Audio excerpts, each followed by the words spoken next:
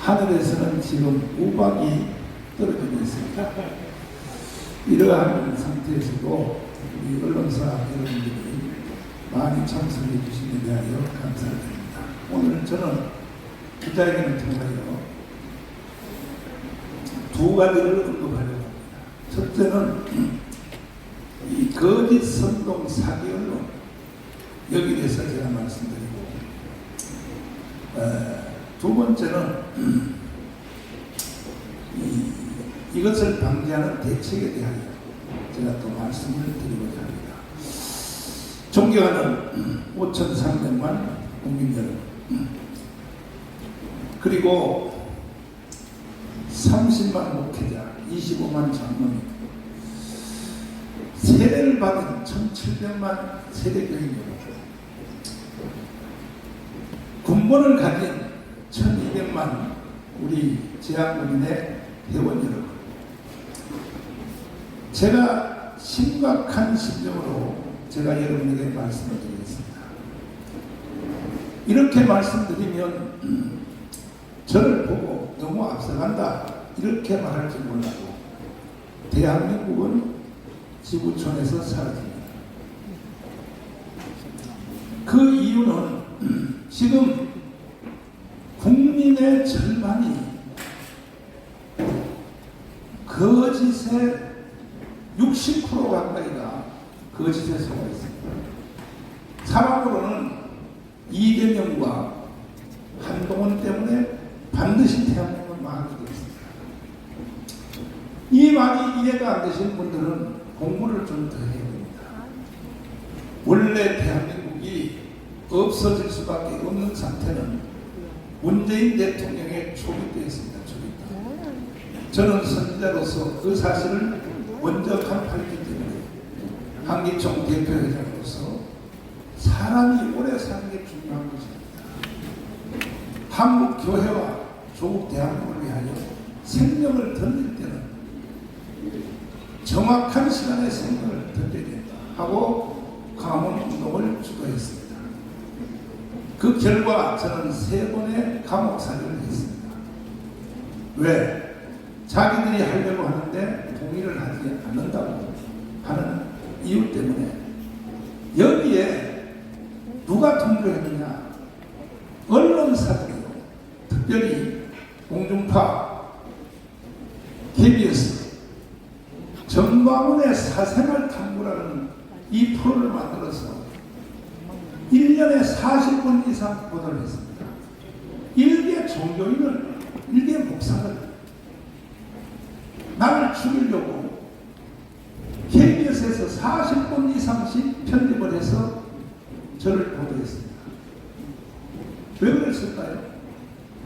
MBC 방송 보십시오.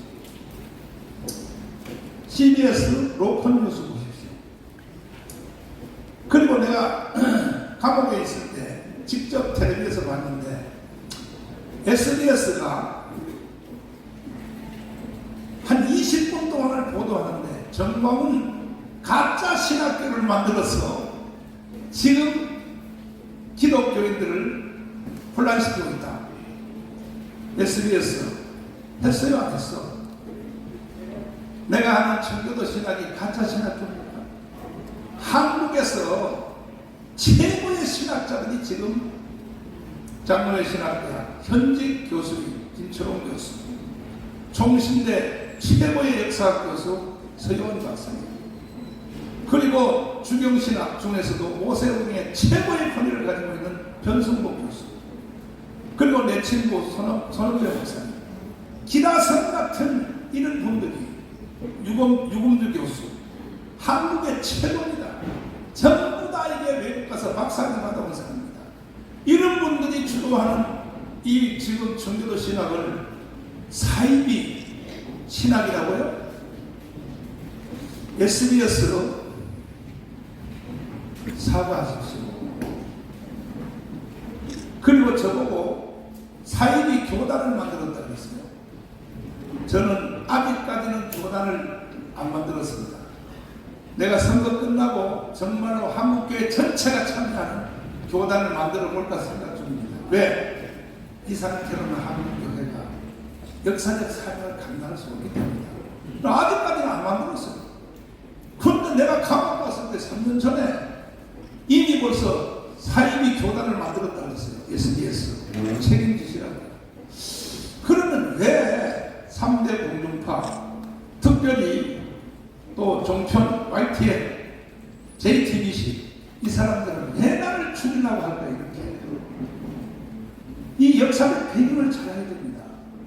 이것은 민노총이 가지고 있는 언론 노조 때문에 이렇게 된 겁니다. 그러면 민노총이 가지고 있는 언론 노조는 북한의 영향력을 받는 것 다 알고 계시죠?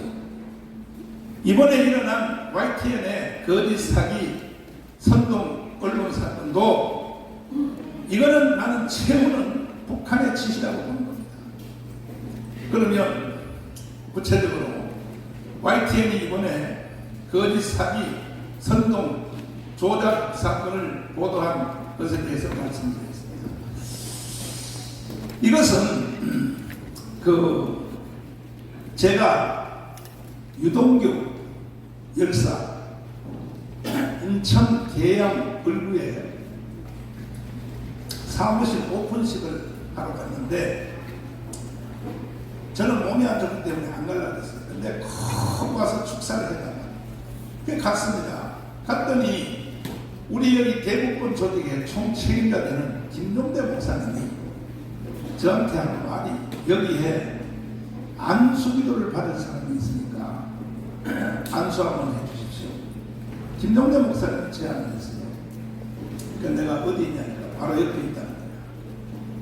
그것도 안수 안 해주면 정강훈 교만하다 뭐하다 이런 말을 하도 공개하기 때문에 몸도 불편한데도 불구하고 내가 안수기도를 했습니다.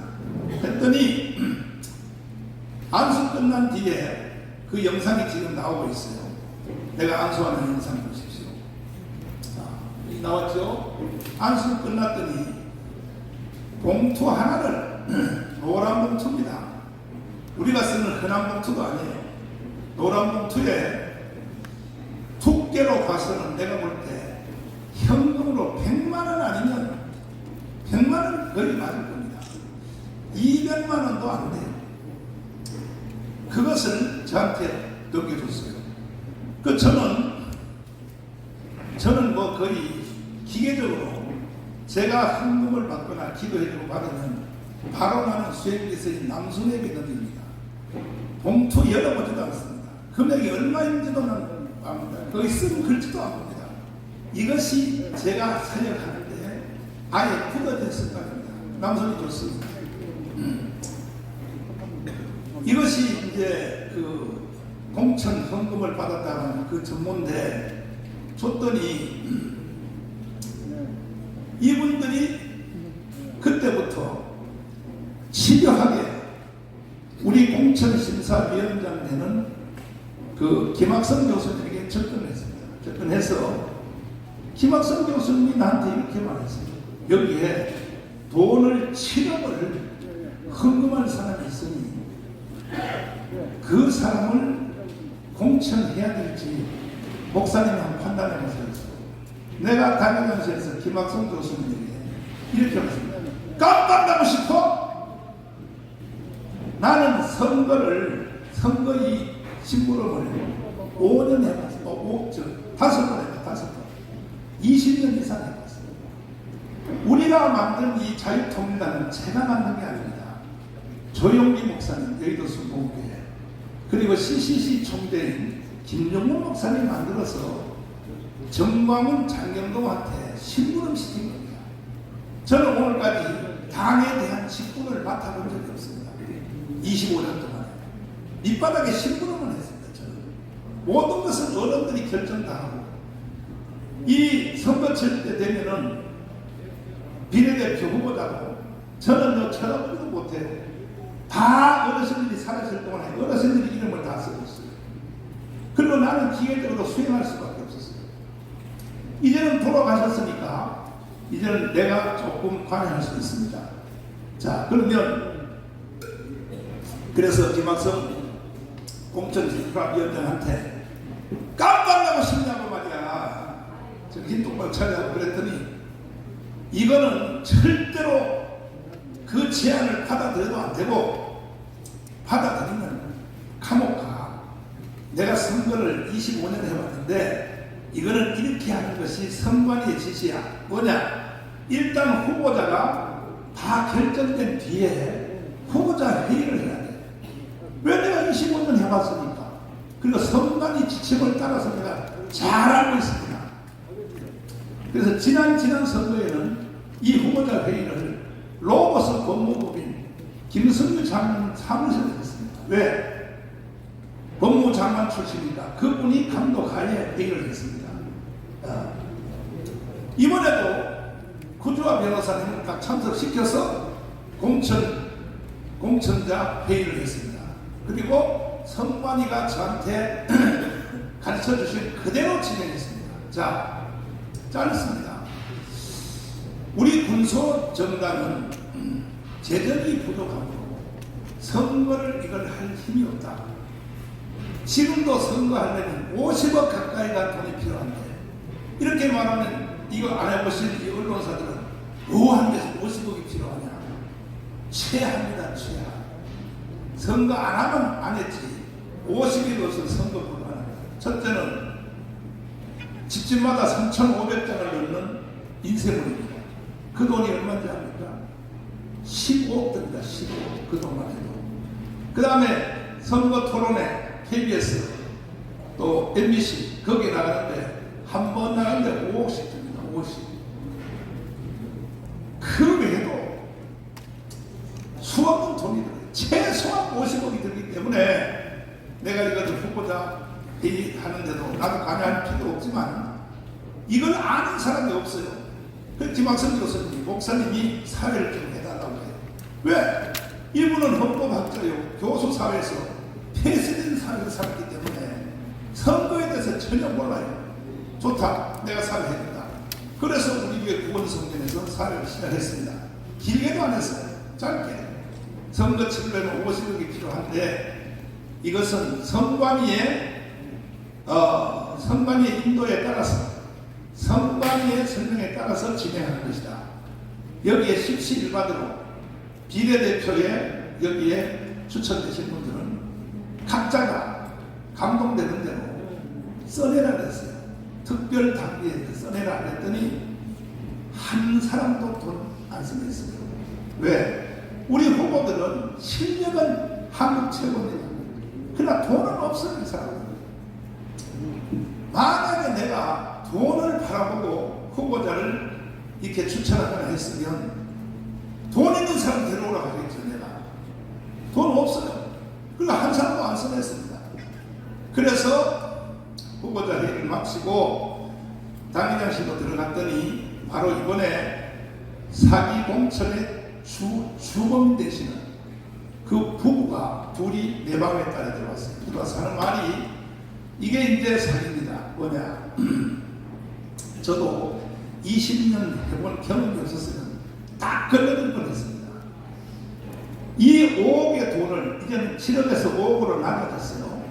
5억의 돈을 목사님한테 직접 줄 테니까 자기를 공천해달라 이렇게 제안했습니다. 내가 거기서 넘어갈 것 같습니다. 절대 불가능해. 깜빵 가요. 돈 준 사람도 깜빵 가고 받은 나도 깜빵 가. 이거는 선거법에 안 되게 돼 있어. 어디라고 이런 소리를 하냐고. 한 가지 방법은 아까 내가 후보자 회의할 때 특별당비를 써내라 그랬죠. 그 원리에 따라서 당 통장 계좌번호로 딱 방법이 하는 거예요. 거기다가 특별당비를 거기다가 입금을 하십시오. 그러면 이것이 공천하는데 참고사항이 될 수 있습니다. 이렇게 하고 내가 한마디로 거절했습니다. 그랬더니 그날은 쫓겨나갔어요. 그 다음에 두 번째 날 찾아왔어요. 찾아와서 하는 말이 계약서를 하나 가져왔어요. 계약서. 그 계약서는 뭐냐?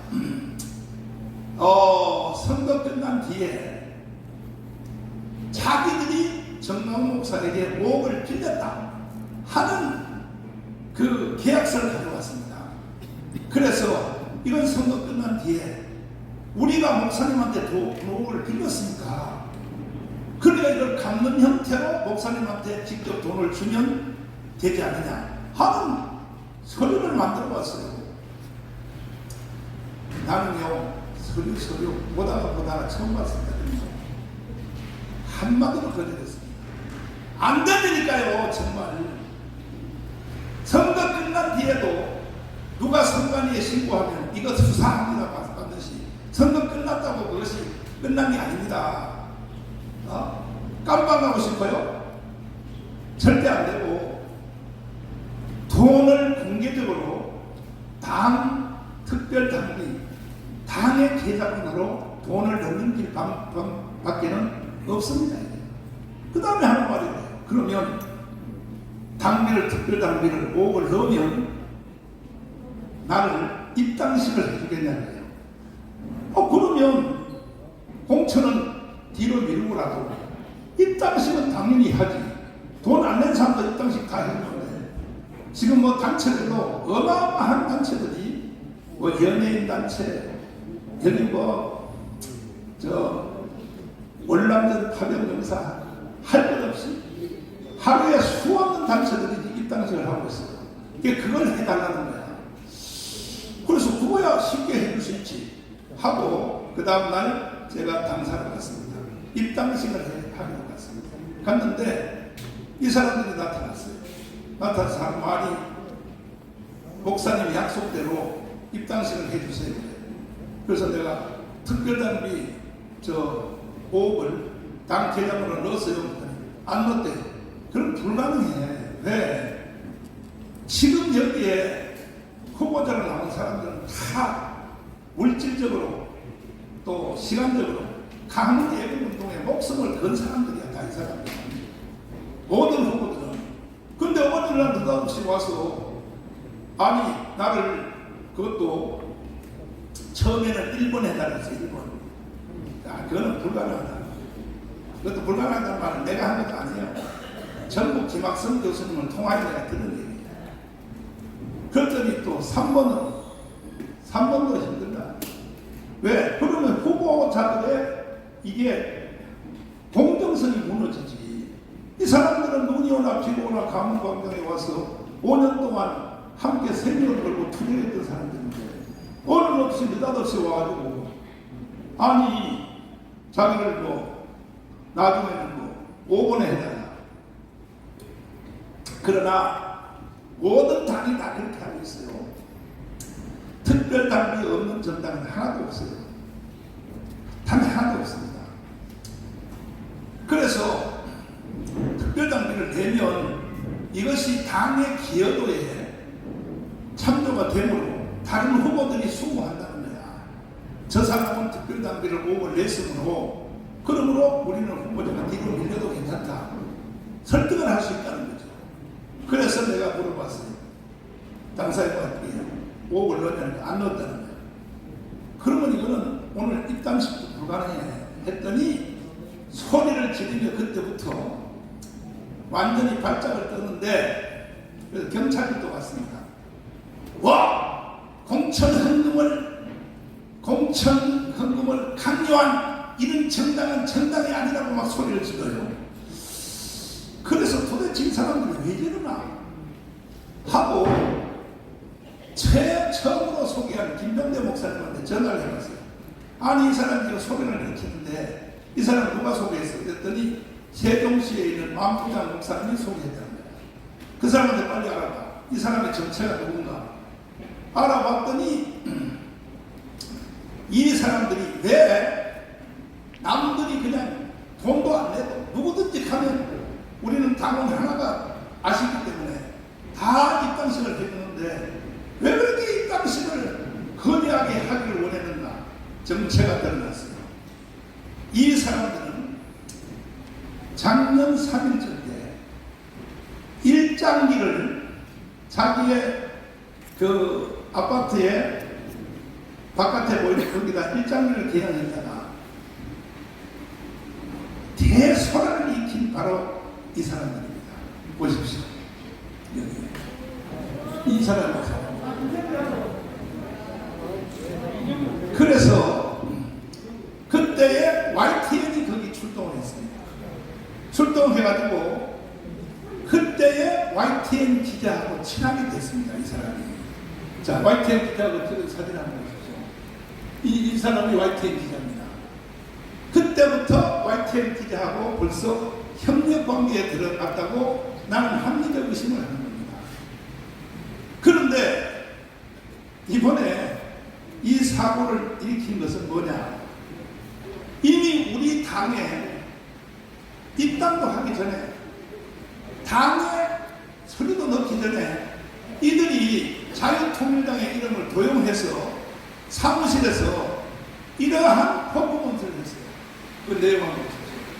아니 이거 자유통일당 정량 정책에 대하여, 아니 이분들이 정신이 좀 나간 사람들이지, 아니 당에 관계성도 없는 사람들이 당의 행사를 자유통일당의 정강 정책 해가지고 거기는 뭐 별걸 다 써놓고 이런 행사를 했단 말이야. 그러니까 그것을 합리화시키기 위해서 늦게 존경하는 뭐예요? 한번 틀어봐 줄래 그러면? 자기들끼리 쇼한 거. 존경하는 국민 여러분, 당원 동지 여러분, 애국 동지 여러분, 무거운 책임감을 가지고 겸허히 대한민국 앞에 선언하기 위해 이 자리에 섰습니다. 본인이 하여는 제21대 총선 예비후보 등록을 마치고 본 자리에서 국회의원 출마를 선언합니다. 대한민국의 해군으로 드넓은 바다를 지키던 저는 문재인으로 인해 나라가 위태하여 무너진 것을 눈앞에서 여실히 보게 되었. 여기 보세요. 여기 보증금 없는 세종시 지방법원 노사관, 여기 보면요, 반려동물 뭐 보호법 이런 것을 자기들 마음대로 떠들어대 있어요. 이것이 우리 당과 공식적인 접촉도 있기 전에 이런 짓을 한 거예요. 이거는 당의 이름을 도용한 거죠. 아시다시피 지구당에 설지라도 중앙당의 통제 없는 행사는 불가능한 겁니다. 이런 짓을 해놨기 때문에 이것을 합리화시키려고 당의 입당식을 해달라고 저한테 매달렸다는 것은 이게 나중에 정체가 다 드러난 것입니다. 그래서 소란을 피우고 막 난리를 치니까 그때서 막 손을 치니까 경찰을 불렀습니다. 경찰을 불러서 몸싸움하는 과정에서 우리 송삼대 교수님하고 몸싸움을 하고 했습니다. 그런데 즉각적으로 YTN이 왔어요. 이 YTN과 미리 공모했다는 나는 합리적 의심을 하고 있습니다. 와서 그들하고 기자회견을 했어요. 하는 내용이 뭐냐? 첫째, 계양에서 자기가 정강호한테 안수기도를 받으려고 1억의 수표를 줬다. 1억짜리 수표를 줬다 그랬습니다. 잘 들어보세요. 그래서 내가 남순이한테 물어봤습니다. 왜? 나는 헌금을 안 보니까. 너 정말 그 봉투 받은 게 1억이냐? 남순이가 깜짝 놀라는 겁니다. 그 얼마 받았냐? 글쎄 100만원짜리로 한 100만원 정도 두께가 노란 봉투입니다. 이거는 다 본 사람입니다. 김종대 주위에 있는 모든 사람들이 다 본 것입니다. 그 정도의 금액이지 않겠냐? 그러면 남순이는요, 돈을 받으면 전부 다 기록을 해요. 헌금한 사람. 제일 기준을 500만원 이상 받은 헌금은 핸드폰 번호, 그 사람의 이름, 이걸 다 쓰라 그래요. 봉투에 다 쓰라 그래서 이게 받아요. 근데 남순이가 와서 기록을 보니까 없는 거야. 이거는요, 남순이의 메모에도 없는 걸 보면, 그러면 남순이가 받으면 이건 교회 지정부로 또 넘겨요. 그래서 지정부장, 우리한테 물어봤어요. 1억짜리 수표를 저 정부에서 본 적이 있나? 없다는 거예요. 그랬더니 이걸 우리가 강력하게 반박을 했더니 이제 말을 비틀었어요. 1억짜리 수표가 아니고 10만원짜리 수표로 1억을 줬다. 그래서 내가 그랬어요. 그러면 10만원짜리 수표를 어느 은에서 찾았냐? 이것을 내가 한번 물어봤어요. 물어봤더니 한 말이 ATM기 기계에서 세 군데서 나눠서 출력을 했다는 거예요. 그럼 나는 뭐 ATM기가 뭔지 나 잘 모르니까. 그럼 내가 물어봤더니 ATM기 기는 하루에 600만 원밖에 못 찾는다는 거예요. 그럼 세 군데서 나눠서 뽑았다. 그래도 3, 6, 18, 1,800만 원밖에 안 되는 거예요. 또 거짓말을 해서. 그래서 이걸 가지고 강력하게 우리가 반론을 폈더니 지금 와서는 또 뭐라 그러냐. 수표로 준 게 아니고 현찰로 줬다 그랬어요. 현찰로. 그러면 현찰로 줬을 때도 은행에서 찾을 돈이 있지 않느냐. 그 은행을 근거를 대라. 그 다음에 현찰로 준 1억이라면 그 두께가 가방으로 한 가방이다, 한 가방. 그랬더니 어제 또 최종적으로 말을 어떻게 바꿨냐. 사실은 1억을 준 게 아니라 1,000만 원을 현찰로 줬다. 자, 보세요. 1,000만 원 현찰로 또 바꿨어요. 말을 4번을 바꿨습니다. 그래서 내가 지금 500만짜리 1,000만 원을 내가 지금 이걸 가지고 왔습니다. 이게 바로 1,000만 원 두께입니다. 5만짜리 이 현찰에 이게 두께가 됩니다. 그런데 그가 안수기도 할 때 나한테 넘겨준 그 봉투는 이 정도의 절반도 안 됩니다. 노란 봉투, 일반 봉투가 아니에요. 노란 봉투요. 자, 그래서 지금은 1,000만 원짜리 현찰로 줬다고 이렇게 지금 말을 바꿨으면 이걸 YTN에다가 자기들이 그대로 다시 재설명을 했어요. 그럼 YTN이 처음에 이 사람의 진술대로 보도한 내용 그대로 이 사람이 자기가 오해했다, 자기가 틀렸다 하는 것에 대하여 YTN이 보도를 해야 돼야 말이에요. 이걸 보도해달라고 우리 쪽에서도 신청을 했어요. 못 해준다는 거야. 못해. 이 YTN은요 반드시 문 닫게 해야 돼요.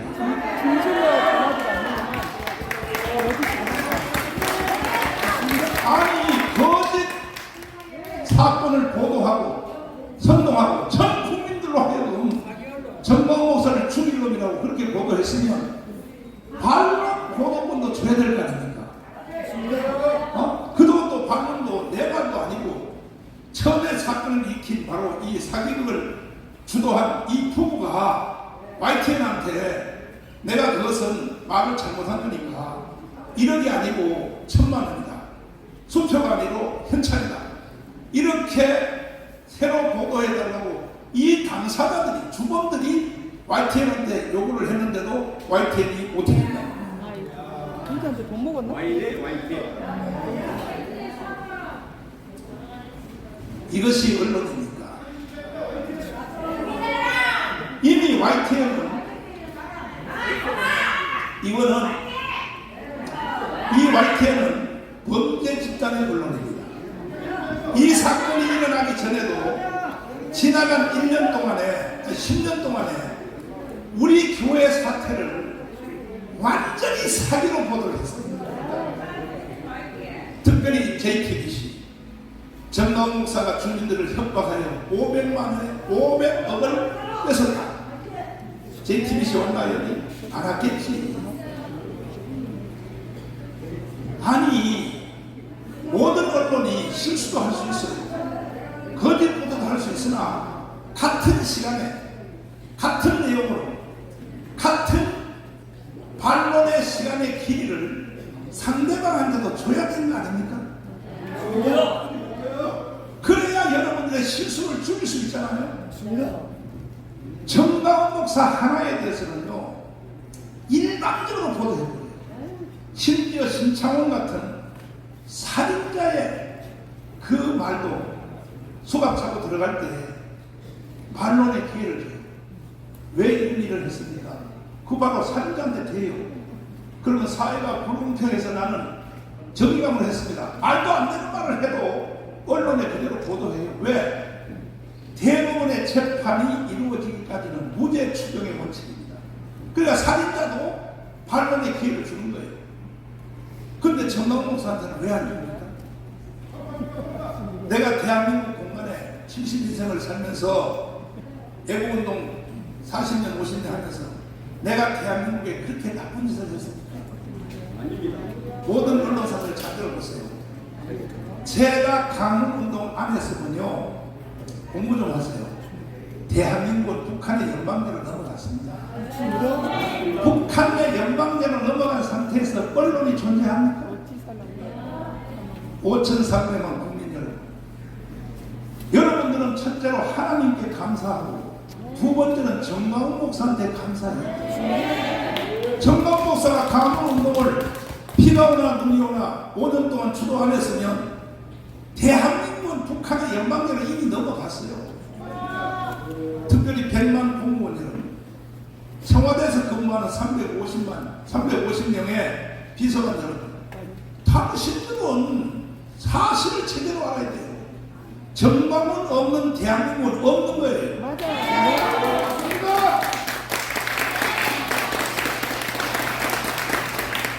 그래서 우리는 강운동을 통하여 윤석열 대통령을 당선시켰습니다. 정권교체를 이루어졌습니다. 그래서 대한민국이 지금 존재돼 가고 유지돼 가고 있는 것입니다. 완전히 이긴 게 아닙니다. 5년 연기됐을 뿐입니다. 그러나 윤석열 대통령은 집권한 지 1년 만에 알게 됐습니다. 아하, 이 대한민국이 위험해졌구나 하는 것을 대통령이 알게 됐다는 것을 연설에서 직접 표현했습니다. 그러나 이렇게 하여 살려낸 대한민국이 또 이재명 때문에, 한동훈 때문에 결국은 대한민국은 없어지고 북한 연방제로 가기 직전까지 왔으니, 이런 상태에 있는 이 대한민국을 우리가 또 구경만 할 수 있습니다.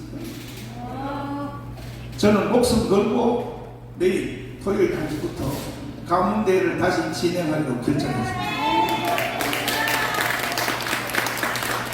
이거는 정치도 아니요, 이거는 뭐 사회운동도 아니요, 대한민국의 생존의 문제를 걸고 나는 이 사태를 막아낼 것입니다. 존경하는 5,300만 여러분, 국민 여러분, 30만 목회자 여러분, 그렇게도 내 말이 귀에 안 들립니까? 25만 장로님 여러분, 1,200만 군번 가진 여러분, 100만 공무원 여러분, 다시 말씀드릴게요. 정광훈이 없으면 대한민국은 이미 끝난 거예요.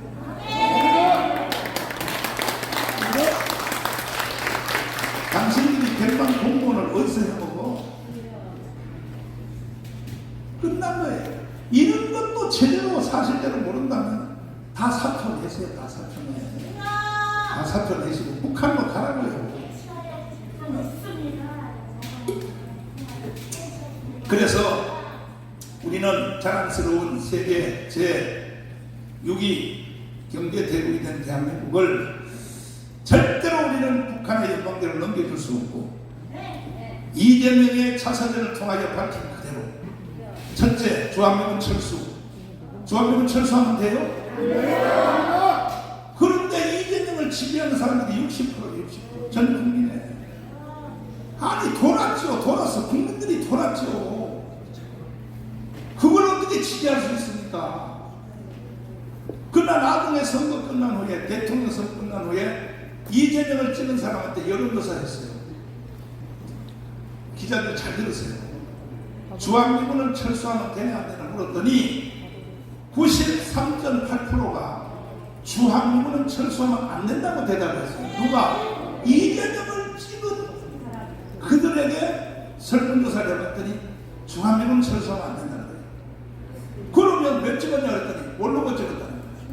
그 모르고 찍은 경험이 한 번 있으면 이제는 정신을 똑바로 차리고 내가 어느 정책에 줄을 서야 되는지 어느 정책에 동의를 해야 되는지 이제는 알아야 될 거 아닙니까 국민들이. 지금 또 이재명한테 또 사기를 당한다고 줄을 서고 있어요. 국민의 60%가. 두 번째는 연방제 통일입니다. 이재명의 자선을 한번 읽어보세요. 그런 것도 안 읽는 사람들이 무슨 기자를 합니까?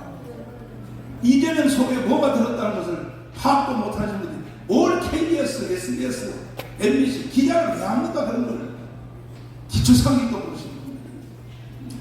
내가 하도 깐죽거리고 해서 주진우 기자, 좌파 쪽에 나는 그쪽에 대부라고 봅니다. KBS를 이끌었던 주진우 기자를 데리고 여하가에서 맞짱 토론을 내가 3번 했어. 이야, 나는 좌파의 이론가들이 뭘 아는 줄 알았더니 깡통이야, 깡통. 연방제 통일이 뭔 말인지 모르고 고려 연방제가 뭔 뜻인지 모르고 낮은 단계 연방제가 뭔 뜻인지 모르고 나는요 좌파 언론인들이 저렇게 앞뒤가 꼭 막혔다는 것을 주진우를 통하여 나가면서 주진우는 그래도 사람이 인간성이 괜찮아서 KBS의 진행자로 있을 때 저를 불러서 저하고 토론했어요. KBS 가서 했습니다. 제가 MBC 왜 나를 안 부릅니까? SBS 왜 나를 안 부릅니까? 뭐가 겁나서 저를 못 부릅니까? KBS 왜 나를 안 부릅니까? 우파 진지에 외람되지만 최고의 이론가는 정강훈 목사입니다.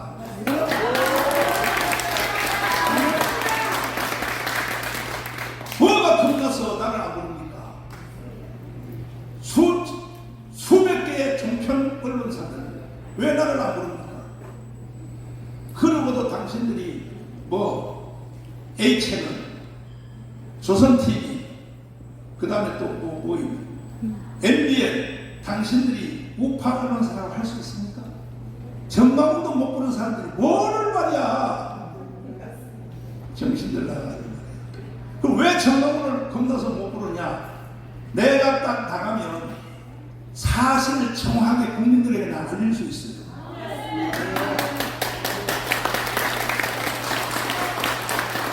내 전공과목이에요. 전공과목. 연방제 통일이 뭐며 낮은 단계가 뭐며 고려연방제가 뭔가 저는 한국 근대사에 대해서 통달한 사람입니다. 통달. 이승만과 박헌영의 싸움이 뭘 것이며 6.25 전쟁이 왜 일어났으며 모든 것에 대해서 나는 설명할 수 있어요. 그러니까 겁나서 나는 못 부르는 거예요. 겁나서. 그렇게 국민들을 길을 가리고 눈을 멀게 하고 이렇게 계속 하기를 원하십니까? 그렇게 하려면 북한으로 가세요. 북한으로. 빨리 가셔. 자, 그래서 저는 마지막 결론으로 오늘 선포합니다. 거짓 가짜 언론을 선동하는 언론사들에 대하여 감시단을 우리는 조직할 것을 선포합니다.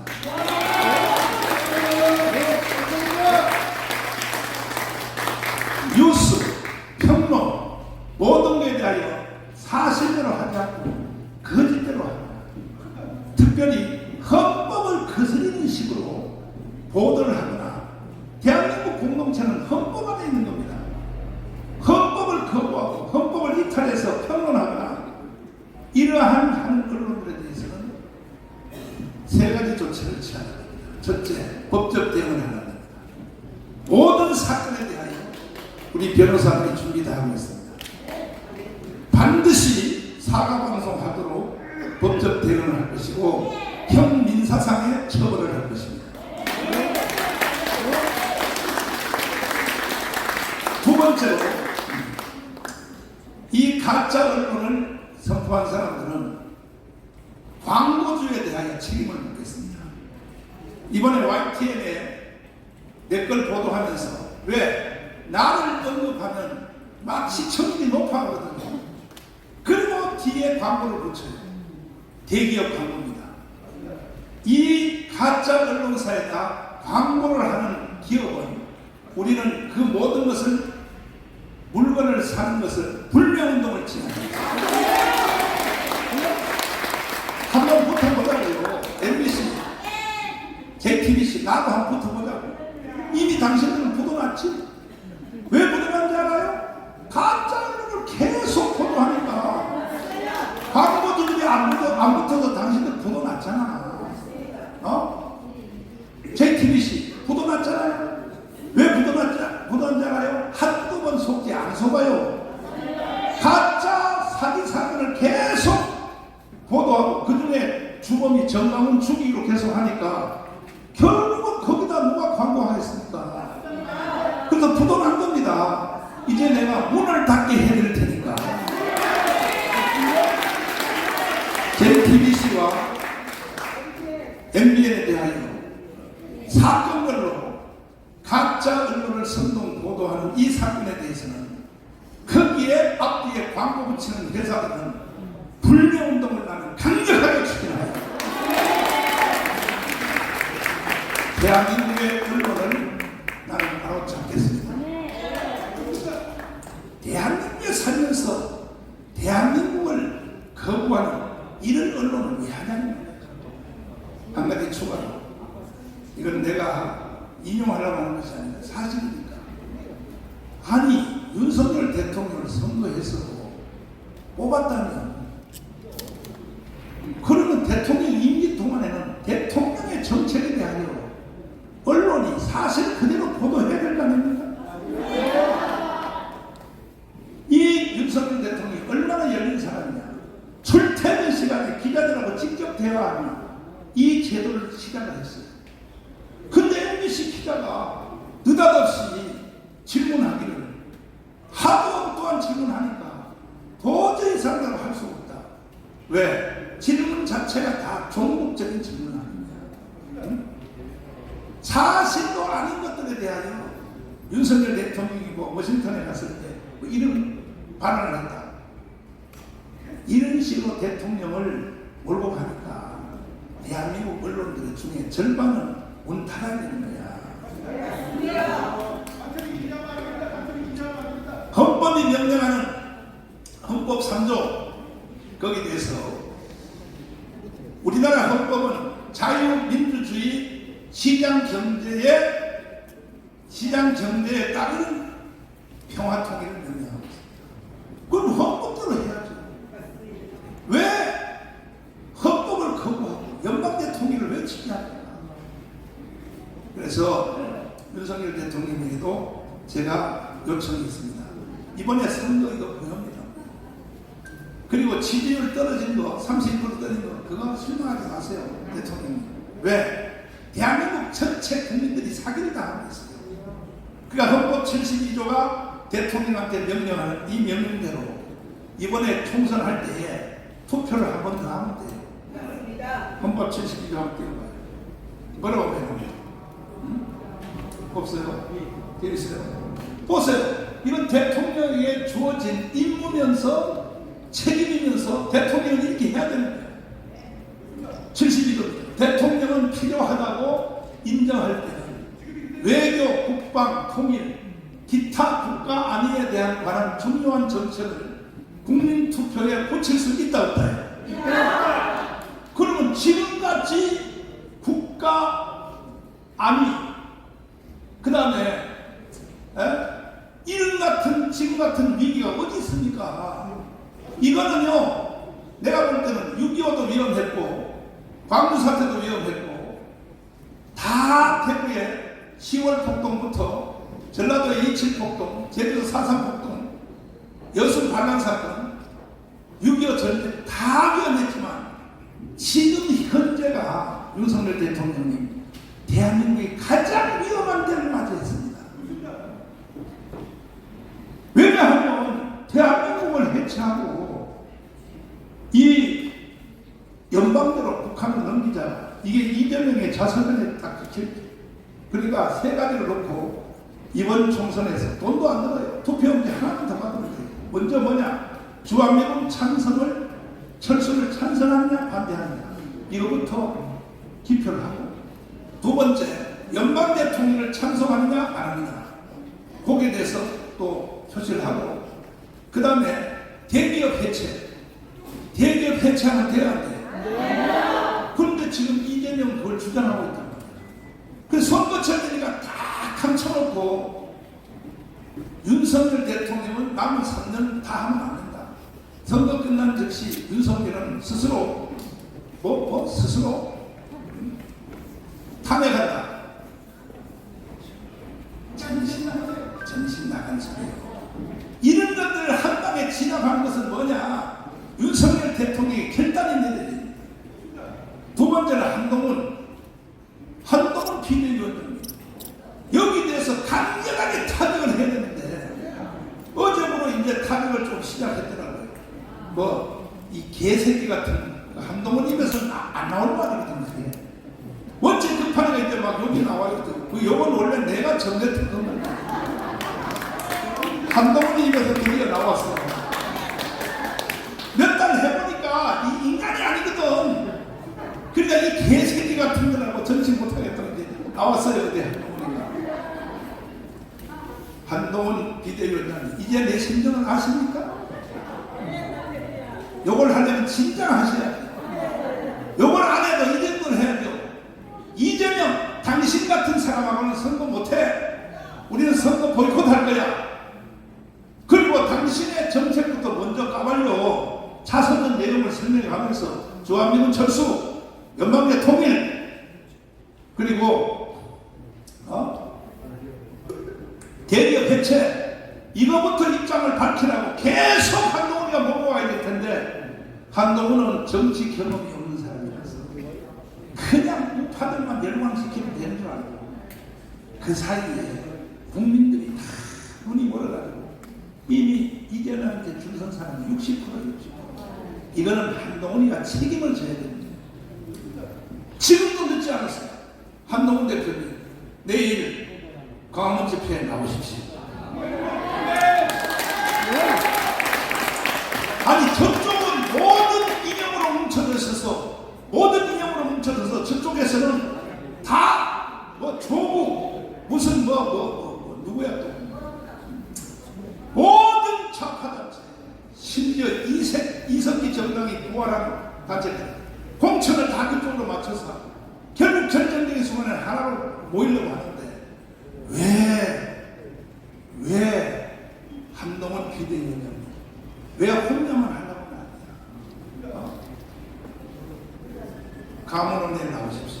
아직도 안 되셨어요. 와서 연설 한번 하고 내 손 붙잡고 같이 우리는 남은 선거를 우리는 가문과 같이 한다 선포합니다. 이것만이 한동훈 비대위원장이 살 길이 유일한 사람입니다.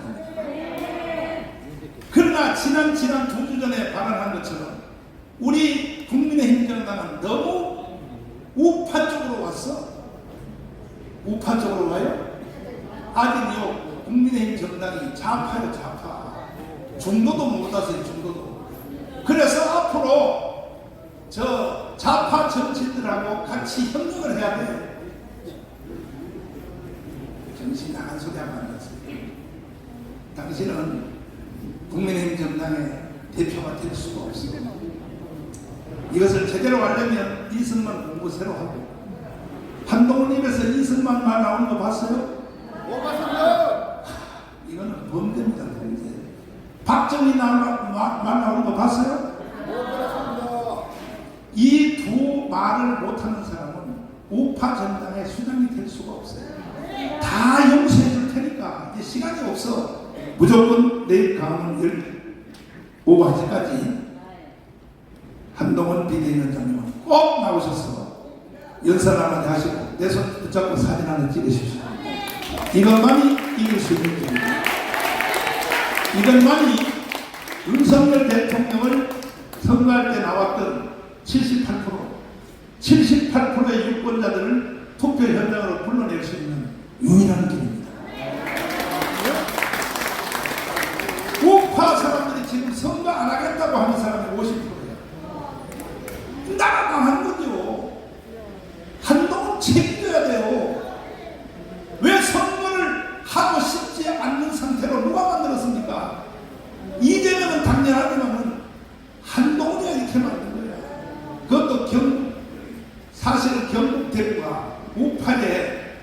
핵심인데 거기서 15%가 받았습니다.